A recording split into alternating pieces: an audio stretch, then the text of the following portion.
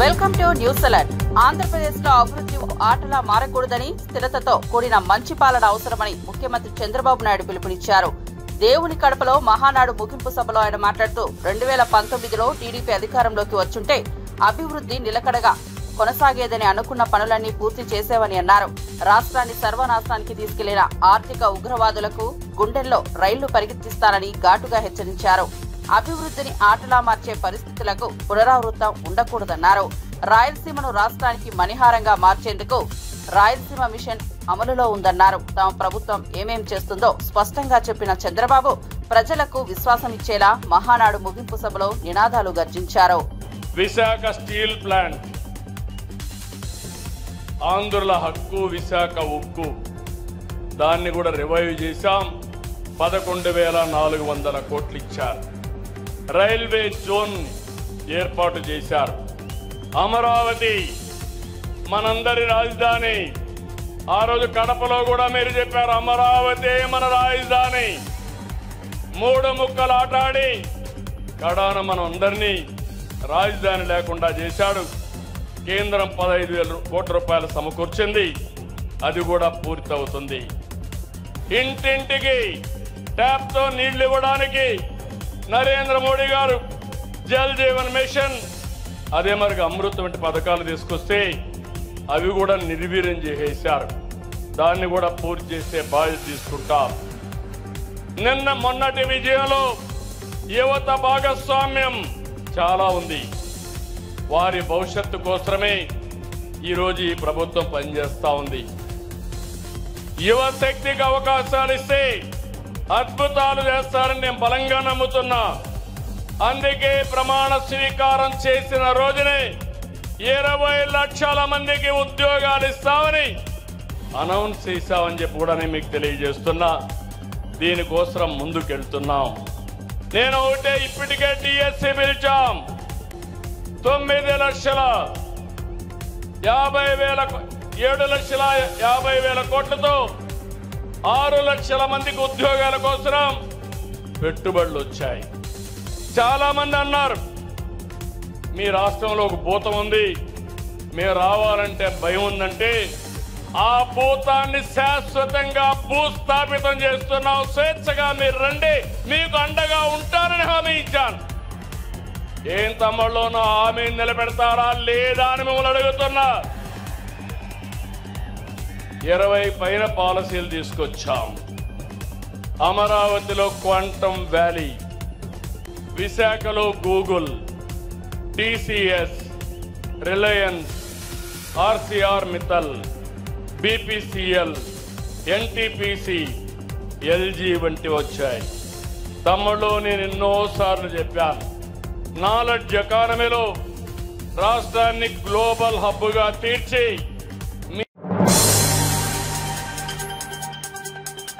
వైఎస్ఆర్సీపీ రాష్ట్ర ప్రధాన కార్యదర్శి నందమూరి లక్ష్మీ పార్వతి నిప్పులు చెరిగారు. ఎన్టీఆర్ కు కూతురు కొడుకైన నారా లోకేష్ ను ఎప్పటికీ ఎన్టీఆర్ వారసుడిగా గుర్తించలేమన్నారు.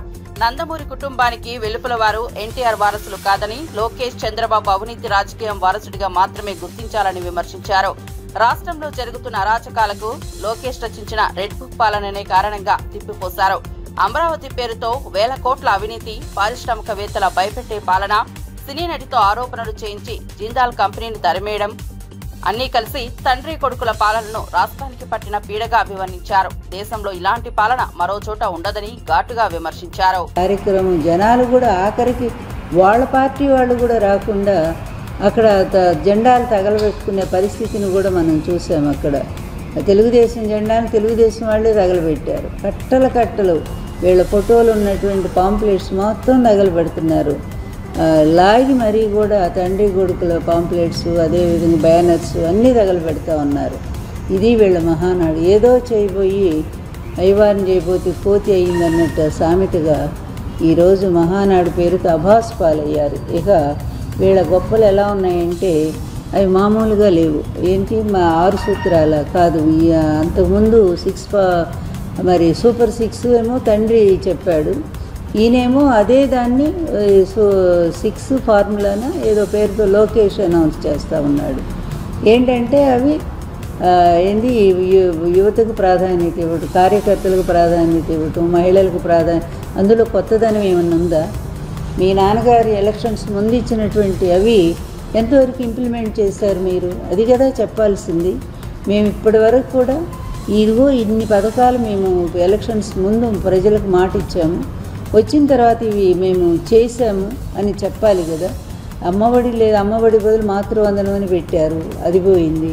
అదేవిధంగా జగన్ గారి టైంలో నాడు నేడు కింద విద్య ఎంత బాగా పాఠశాల రూపుదిద్దుకున్నాయో, విద్యా వ్యవస్థ ఎంత ముందుకు పరుగులు తీసిందో, ప్రైవేట్ స్కూల్స్ని అధిగమించి గవర్నమెంట్ స్కూల్స్ నడిచినాయో అవన్నీ కూడా వీళ్ళు చెప్పుకుంటున్నారు. ఎంత సిగ్గుమాలిన వాళ్ళండి తండ్రి కొడుకులు ఇద్దరూ కూడా. సంక్షేమ పథకాలట భారతదేశంలోనే నంబర్ 1గా ఈయన అమలు చేస్తున్నాడట. అది జగన్ గారు చెప్పాల్సిన మాట. జగన్ గారు అమలు చేశారని చెప్పాల్సిన మాటని ఈయన అది తీసుకొని అన్ని ప్రతిదీ అంతే కదా. ఆయన తీసుకొచ్చిన పరిశ్రమలు వీళ్ళు వెళ్ళటం, అక్కడ ఫోటో దిగటం, ఇది మేమే తీసుకొచ్చామని చెప్పటం. ఇంత అభాసు పాలైనటువంటి ప్రభుత్వము, ప్రజలకు ఇచ్చిన హామీలను అమలు చేయటంలో విఫలమైనటువంటి ప్రభుత్వం గతంలో ఎప్పుడూ చూడలేదని ప్రజలు ఎంత ఈసడించుకుంటున్నారంటే, ఇక అన్నిటినీ మించి ఏంటంటే వీళ్ళ పరాకాష్ట, హీన స్థితికి పరాకాష్ట చెప్పాలంటే, వీళ్ళ బలహీనతలకి, మరి వీళ్ళ నీచత్వానికి, పనికిమాలిన రాజకీయానికి ఒక పరాకాష్ట స్థితి ఏంటంటే, ఎన్టీఆర్ ఆత్మ మాట్లాడుతుందని చెప్పి ఆర్టిఫిషియల్ ఇంటెలిజెన్స్తో ఒక కార్యక్రమాన్ని రూపొందించి అదేదో చాలా గొప్పగా. ఏపీజేఏసీ అమరావతి చైర్మన్ బొప్పరాజు వెంకటేశ్వర్లు పేర్కొంటూ కూటమి ప్రభుత్వం అధికారంలోకి వచ్చిన తర్వాత నెలల మొదటి తేదీనే జీతాలు, పెన్షన్లు అందడం సంతోషకరమని తెలిపారు. ఇది ఉద్యోగులకు భరోసానిస్తూ మంచి పరిపాలనకు నిదర్శనమని ప్రశంసించారు. అయితే గత ప్రభుత్వం హయాంలో పెండింగ్ లో ఉన్న డిఏలు, విశ్రాంత ఉద్యోగులకు బకాయిలు వంటి అంశాలపై కూడా ప్రభుత్వం స్పందించాలని కోరారు.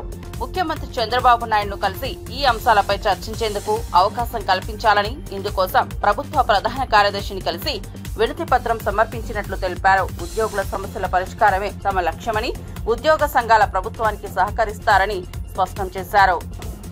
మంచి వాతావరణంతోనే కొన్ని సాధించుకుందామన్న ప్రయత్నం ఎప్పుడు చేస్తాం. మేము ప్రభుత్వాన్ని కోరేది మీ ద్వారా ఒకటే, కనీసం పెన్షనర్లకు సంబంధించినటువంటి బకాయిలు తక్షణమే పరిష్కరించండి. ఈ ఉద్యోగుల ఆరోగ్య స్కీమ్ ఏమైందంటే ఉద్యోగుల అనారోగ్య స్కీమ్గా మారింది. గౌరవ ప్రిన్సిపల్ సెక్రటరీ సీఎం గారికి చెప్పాం, అయ్యా ఈ హెల్త్ కార్డు తక్షణం మీరు పరిష్కరించకపోతే ఉద్యోగులు పెన్షనర్ల ఆందోళన మేము తగ్గించలేమని చెప్పన్నాం. మా డబ్బులన్నీ వృధాగా ప్రభుత్వం తీసుకుంటుంది, అదేవిధంగా ఆసుపత్రులు తీసుకుంటున్నారు, మా డబ్బులన్నీ కూడా కొల్లగొట్టేస్తున్నారు. 2 సంవత్సరాలుగా అంటే 1/7/2023 నుంచి తీసుకోవాల్సిన పిఆర్సీ మేము కమిషనర్ కూడా నియమించుకోలేని దీనస్థితికి ఈరోజు ఉద్యోగ సంఘాలు దిగజారిని అనేటువంటి బాధని వ్యక్తపరుస్తున్నారు. పాత డిఎల్ 2018 నుంచి ఈరోజు కరియర్స్ లేవు. మళ్ళా మీరు ఇట్లాగే వాయిదాలు వేసుకుంటూ పోతే ఇది పెనుభారంగా మారే ప్రమాదం ఉంది. దయచేసి ఇవి కనీసం మేము కోరినవి చిన్నవి, ఇప్పటికిప్పుడు తీర్చగలిగినవి, వీటినన్నా గౌరవ ముఖ్యమంత్రి గారికి చెప్పి తీర్చమని స్పష్టంగా ప్రిన్సిపల్ సెక్రటరీ గారిని కోరాం.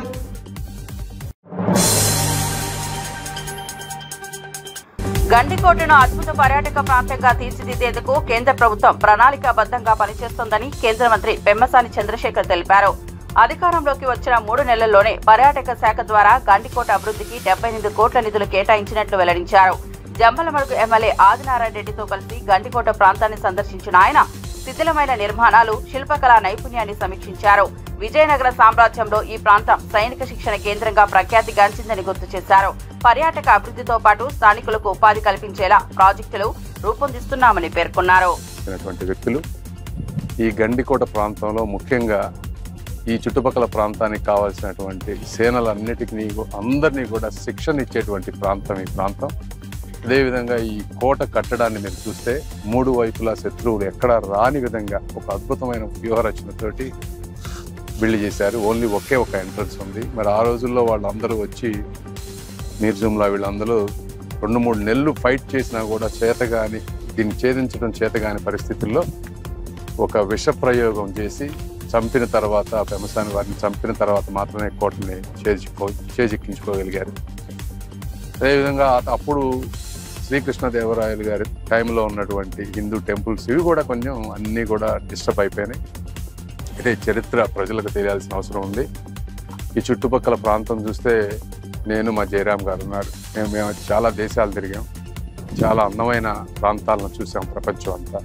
అయితే ఈ ప్రాంతంలో ఇప్పుడు అమెరికాలో ఉండేటువంటి గ్రాండ్ కెన్యన్ అది కూడా ఇలానే ఉంటుంది. కాకపోతే దానికి ఇప్పుడు అద్భుతమైనటువంటి విధమైనటువంటి రివర్ లేదు, వాటర్, మంచి సౌందర్యమైనటువంటి కొండలు, చుట్టుపక్కల కొండలు కూడా అక్కడక్కడ ఉంటాయి. కానీ సుదూర ప్రాంతాల్లో ఉన్నటువంటి కొండలు, విపరీతమైన వెడల్పు ఉన్నటువంటి కొండలు ఇప్పుడు ఎక్కడా లేవు. ఈ ప్రాంతానికి వస్తూ ఉంటేనే మా మనసు పులకించింది.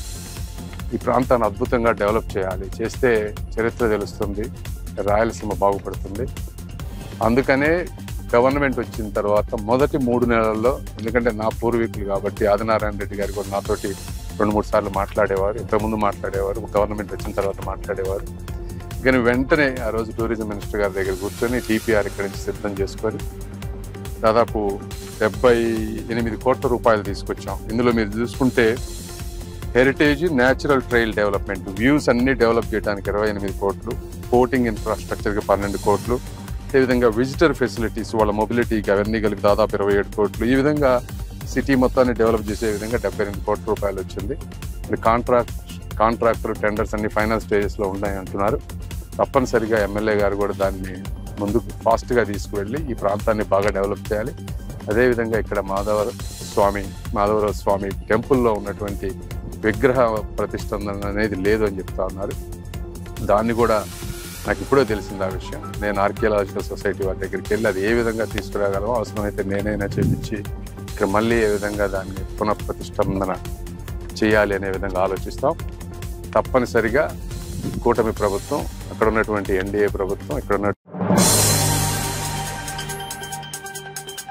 ఆపరేషన్ సింధూర్ ఇంకా ముగియలేదని ప్రధాని నరేంద్ర మోదీ పశ్చిమ బెంగాల్ సభలో ప్రకటించారు. 140 కోట్ల ప్రజల తరపున మాట్లాడుతున్నానని, ఉగ్రవాదంపై భారత్ పోరాటం కొనసాగుతోందన్నారు. పహల్గామ్ ఉగ్రదాడి తర్వాత ప్రజల కోపాన్ని అర్థం చేసుకున్నారని చెప్పారు.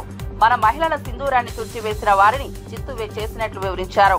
పాకిస్తాన్ భూభాగాల్లోకి 3 సార్లు దూసుకెళ్లి దాడులు చేశామని గుర్తు చేశారు. ప్రతి యుద్ధంలో పాక్ ఓటమే దక్కుతుందన్న మోదీ, భద్రత విషయంలో ప్రభుత్వం ఎప్పటికీ రాజీ పడదన్నారు. ఉగ్రవాదం భరించబోదన్న సందేశం మరోసారి మోదీ ఇచ్చారు. कुछ हजार टीचर्स के भविष्य के साथ खिलवाड़ नहीं है, बल्कि पश्चिम बंगाल के पूरे एजुकेशन सिस्टम को बर्बाद किया जा रहा है। टीचर्स के अभाव में लाखों बच्चों का भविष्य दांव पर है। इतना बड़ा पाप टीएमसी के नेताओं ने किया है। हद तो ये है कि ये लोग आज भी अपनी गलती मानने को तैयार नहीं है। उल्टा देश की अदालत को, न्यायपालिका को, कोर्ट को दोषी ठहराते हैं। साथियों, टीएमसी ने चाय बागान में काम करने वाले साथियों को भी नहीं छोड़ा है। यहां सरकार की कुनीतियों के कारण टी गार्डन लगातार बंद होते जा रहे हैं। मजदूरों के हाथ से काम निकलता चला जा रहा है। यहां पीएफ को लेकर जो कुछ भी हुआ वो बहुत शर्मनाक है। ये गरीब मेहनतकश लोगों की कमाई, उस पर डाका डाला जा रहा है। टीएमसी सरकार इसके दोषी लोगों को बचाने की कोशिश कर रही है। और मैं बंगाल के मेरे भाई बहन आपको विश्वास दिलाने आया हूं, भाजपा ये नहीं होने देगी।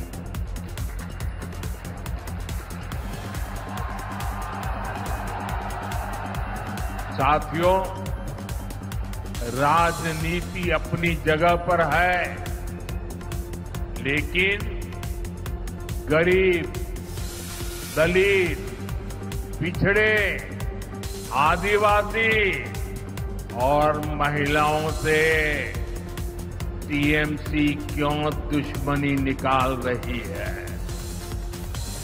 पश्चिम बंगाल के गरीब పీఓకే ప్రజలు మనవాళ్లే అని రక్షణ మంత్రి రాజ్నాథ్ సింగ్ స్పష్టం చేశారు. భౌగోళికంగా విడిపోయినా మనం అనుసరిస్తున్న ప్రేమ, ఐక్యత, సత్య మార్గం ద్వారా వాళ్ళు తిరిగి భారతదేశంలో కలుస్తారని ధీమా వ్యక్తం చేశారు. దీనికోసం ఎక్కువ సమయం పట్టదని, త్వరలోనే అది నిజమవుతుందన్న ఆశాభావం వ్యక్తం చేశారు. సిఐఐ సమావేశంలో మాట్లాడుతూ అక్కడి వారితో భారతదేశానికి చారిత్రక, సాంస్కృతిక సంబంధాలు ఉన్నాయని గుర్తు చేశారు. కొందరు మాత్రమే తప్పుదారి పట్టారని అన్నారు. దేశ సమగ్రత కోసం భారత ప్రభుత్వం ప్రయత్నాలు చేస్తోందని తెలిపారు. स्वाभिमान, आत्मा की आवाज और स्वेच्छा से भारत की मुख्य धारा में कभी न कभी जरूर वापस लौटेंगे। मैं जानता हूं वहां के अधिकांश लोग भारत के साथ एक जुड़ाव महसूस करते हैं। बड़ी संख्या है जो भारत के साथ जुड़ाव महसूस करती है पीओके में। कुछ गिने चुने ही हैं जिन्हें भटकाया गया है, गुमराह किया गया है। पीओके में रहने वाले हमारे इन भाइयों की स्थिति कुछ ऐसी ही है जैसे वीर योद्धा महाराणा प्रताप के छोटे भाई शक्ति सिंह की थी।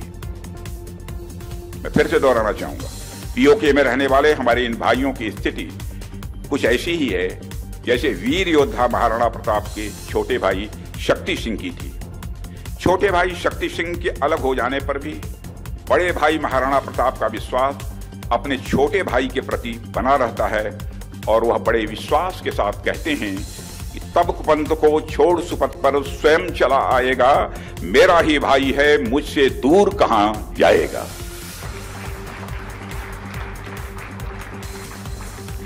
भारत हमेशा ही दिलों को जोड़ने की बात करता है और हमें विश्वास है कि प्रेम, एकता और सत्य के मार्ग पर चलकर वह दिन दूर नहीं जब हमारा ही अंग पीओके स्वयं लौटकर कहेगा, मैं भारत हूं, भारत ही हूं, मैं वापस आऊंगा और वापस आया हूं। मैं भारत ही हूं, मैं वापस आया हूं, यह पीओके कहेगा, ऐसा मेरा पक्का विश्वास है।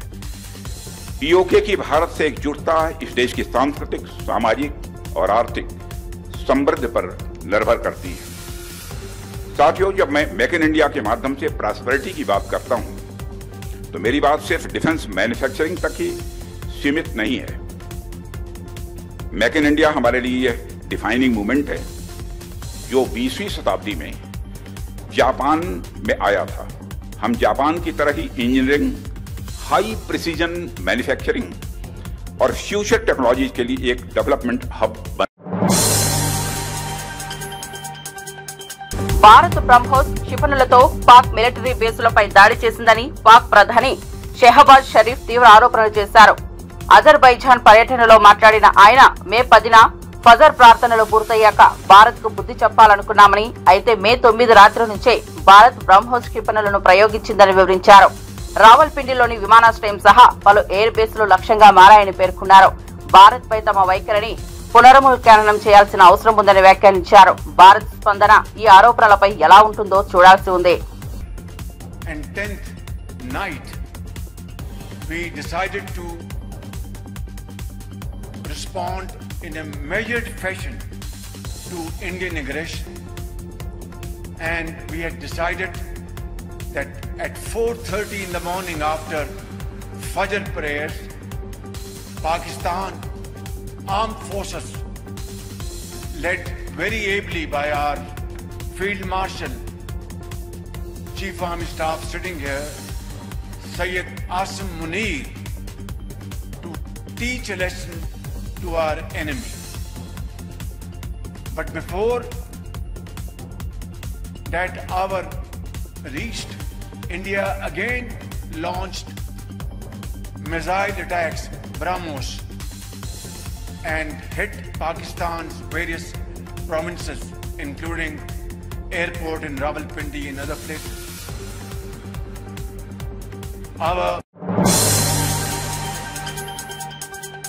నైరుతి రుతుపవనాల ప్రభావంతో రాష్ట్రంలో వచ్చే వారం రోజుల పాటు పలు చోట్ల తేలికపాటి వర్షాలు కురిసే అవకాశం ఉందని వాతావరణ శాఖ అధికారి జగన్నాథ్ తెలిపారు. ప్రత్యేకించి కోస్తాంధ్రలోని కొన్ని ప్రాంతాల్లో ఉరుములు, మెరుపులతో కూడిన వర్షాలు పడే సూచనలు ఉన్నాయని వెల్లడించారు. ఈ సమయంలో సుమారు 60 కిలోమీటర్ల వేగంతో ఈదురుగాలులు వీచే అవకాశం కూడా ఉందని హెచ్చరించారు. వాతావరణ మార్పుల నేపథ్యంలో మత్స్యకారులు వేటకు వెళ్లకుండా ఉండాలని సూచించారు. ప్రజలు అప్రమత్తంగా ఉండాలని, అత్యవసరమైతే తప్ప బయటకు వెళ్లకూడదని అధికారులు సూచించారు. ఋతుపవనాల యొక్క ప్రభావమే ఉన్నందువల్ల రాష్ట్రంలో రాగల వారం రోజులు చెదురుముదురుగా తేలికపాటి నుంచి మోస్తరు వర్షపాతం పడే అవకాశం ఉంది. రాబోయే 3 రోజుల్లో కొన్ని చోట్ల ఉత్తర కోస్తా జిల్లాల్లోని రాష్ట్రంలో ముఖ్యంగా ఉత్తర కోస్తా జిల్లాల్లో రాబోయే 3 రోజుల్లో ఉరుములు, మెరుపులతో కూడిన వర్షం ఉండే అవకాశం ఉంది. దక్షిణ కోస్తా జిల్లాల్లో రాబోయే 2 రోజులు అటువంటి పరిస్థితి ఉండే అవకాశం ఉంది. ఉత్తర కోస్తా తీరం వెంబడి 40 నుంచి 50 కిలోమీటర్లు, గరిష్టంగా 60 కిలోమీటర్ల వేగంతో ఈదురుగాలులు రాబోయే 24 గంటల్లో వీచే అవకాశం ఉంది. దక్షిణ కోస్తా జిల్లాల్లో ఈదురుగాలులు 35 నుంచి 45, గరిష్టంగా 55 కిలోమీటర్ల వేగంతో వీచే అవకాశం ఉంది. రాబోయే 3 రోజులు కూడా అటువంటి పరిస్థితి ఉన్నందువల్ల ఆంధ్ర కోస్తా తీరం వెంబడి మత్స్యకారులు చేపల వేటకు వెళ్ళవద్దని హెచ్చరించడం జరిగింది. తెలంగాణ ప్రభుత్వం ప్రవేశపెట్టిన గద్దర్ ఫిల్మ్ అవార్డులపై జ్యూరీ చైర్పర్సన్ జయసుధ మీడియా సమావేశంలో మాట్లాడారు. ఎఫ్డీసీ చైర్మన్ దిల్ రాజుతో కలిసి సమావేశంలో పాల్గొన్న ఆమె అవార్డుల ఎంపిక ప్రక్రియ పూర్తిగా పారదర్శకంగా సాగిందని వెల్లడించారు. చిన్న చిత్రాలు, కొత్త ప్రతిభకు గౌరవం దక్కేలా నిర్ణయాలు తీసుకున్నామని పేర్కొన్నారు. అవార్డుల ఎంపికలో స్వేచ్ఛనిచ్చిన ప్రభుత్వంకు కృతజ్ఞతలు తెలిపారు. తెలుగు సినీ రంగం అభివృద్ధికి ఈ అవార్డులు బలాన్ని ఇస్తాయని అభిప్రాయపడ్డారు. దిల్ రాజు మాట్లాడుతూ కొత్త దర్శకులు, నటీనటులకు ఇదొక గొప్ప ప్రోత్సాహకమని పేర్కొన్నారు. Gaddar Telangana film award announce చేయడం జరిగింది. ఈ అవార్డ్స్ మీరందరు ఇప్పుడు విన్నారు. Congratulate all the winners. ముఖ్యంగా ఈ అవార్డ్స్ లో ఎలా గవర్నమెంట్ మాకు పూర్తి ఫ్రీడమ్ ఇచ్చింది. మా జ్యూరీ మెంబర్స్ అంతా మేమందరం 40 రోజులు సినిమా చూసి దాదాపు 65 సినిమాల దాకా చూసాము. చాలా మంచి సినిమాలు వచ్చింది. బట్ మీరు చూసారు అవార్డ్స్ ఎలా ఉంటుందో. So the best of best K awards ఇవ్వడం జరిగింది. మిగతా వాళ్ళు కూడా చాలా బాగా, అంటే ఎస్పెషలీ నేను చాలా హ్యాపీగా ఫీల్ అయింది. చాలా మంది ఫస్ట్ టైమర్స్ ఉన్నారు, వాళ్ళందరూ బాగా చేశారు. But it's a beginning. Definite గా మీరు అవార్డ్స్ చూస్తే చాలా మంది చిన్న సినిమాలు కూడా మేము చిన్న సినిమాలు అంటే న్యూ కమ్మర్స్ కి అవార్డ్స్ ఇవ్వడం జరిగింది. Extremely very good work. చాలా బ్రిలియంట్ గా ఉన్నింది చాలా సినిమాలు. ఎలాంటి ప్రాబ్లమ్స్ లేకుండా ముందుగా గవర్నమెంట్ కి మేము థ్యాంక్స్ తెలుపుకుంటున్నాం. ఎందుకంటే మాకు వన్స్ అగైన్ ఇంతకుముందు చెప్పినట్టే పూర్తి స్వేచ్ఛ and according to the jury మా మెంబర్స్ కానీ నేను కానీ మేమందరం కూడా యునానిమస్ గా ఈ అవార్డ్స్ సెలెక్ట్ చేయడం జరిగింది. చాలా ఆనందం. సో దానికి 2024 కు కానీ ఈ అవార్డ్ ఫంక్షన్, దానికి సంబంధించిన జ్యూరీ 2024లో వాళ్ళకి జ్యూరీకి మొదటి రోజు నేను వాళ్ళని ఫామ్ చేసినప్పుడు ఈ టేబుల్ పైన ఒక మాట చెప్పాను. సో మీ మనస్సాక్షిగా సినిమాలు చూస్తూ మీకు అనిపించినవి మీ జ్యూరీ మెంబర్స్ డిసైడ్ చేసిన సినిమాలే ఫైనల్ లిస్ట్ అని. సో గాడ్ గ్రేస్, ఎక్కడ ఎవరి ఇన్ఫ్లుయెన్స్ కానీ ఎవరి ఇన్వాల్వ్మెంట్ లేకుండా కానీ వాళ్ళకంతా ఫ్రీడమ్ ఇచ్చి చేయగలిగాం. సో దానికి రాత్రి జ్యూరీ మెంబర్స్ వాళ్ళ కళ్ళల్లో వాళ్ళ ఆనందం అర్థమైంది. సో వాళ్ళు చాలా ఫైట్ చేసుకొని వాళ్ళు ఏది రైట్ అనిపించింది అనేది వాళ్ళు అనుకొని ప్రతి సినిమాని చిన్న పెద్ద అనే సినిమాలు లేకుండా వాళ్ళు ఫైనల్ చేసి నిన్న నైట్ సీఎం గారికి సబ్మిట్ చేశారు. సో దానికి సంబంధించి 2024 జ్యూరీ జయసుధ గారు చైర్మన్, వారు ఒక్కొక్క సినిమా గురించి మీకు వాళ్ళు ఎలా ఏ మూవీస్కి ఇచ్చారు, ఎలా ఇచ్చారు అనేది వారు. తిరుమల శ్రీ వెంకటేశ్వర స్వామిని ప్రముఖ సినీ నటి శ్రియా శరణ్ దర్శించుకున్నారు. వేకువజామున శ్రీవారి సుప్రభాత సేవలో పాల్గొనడం విశేషం. భక్తితో స్వామిని దర్శించుకున్న శ్రియా అనంతరం ఆలయ ప్రాంగణంలో వేద పండితుల ఆశీర్వచనాలు స్వీకరించారు. టీటీడీ అధికారులు ఆమెకు స్వామివారి తీర్థ ప్రసాదాలను అందజేశారు. ఆమె దర్శనానికి భక్తులు, అభిమానులు ఆసక్తిగా ఎదురుచూశారు. పలు హిట్ చిత్రాలు నటించిన శ్రియా శరణ్ ఇటీవల సినిమాలతో పాటు ఆధ్యాత్మిక కార్యక్రమాల్లోనూ తన హాజరుతో ప్రత్యేక గుర్తింపు పొందుతున్నారు.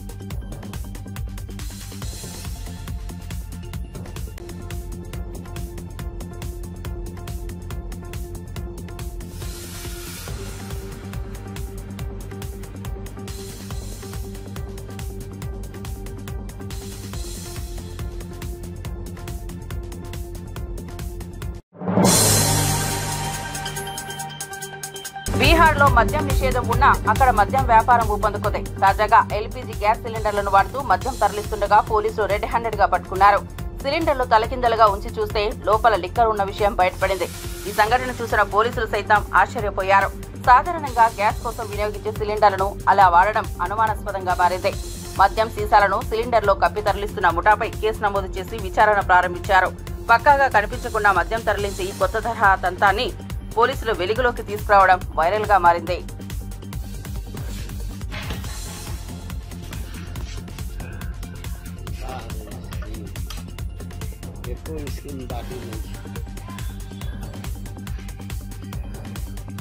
सब जुगाड़ सब अपन बना के रख रहता है।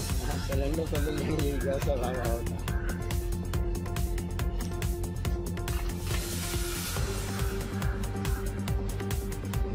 स्कीम भाई स्कीम लोग छोड़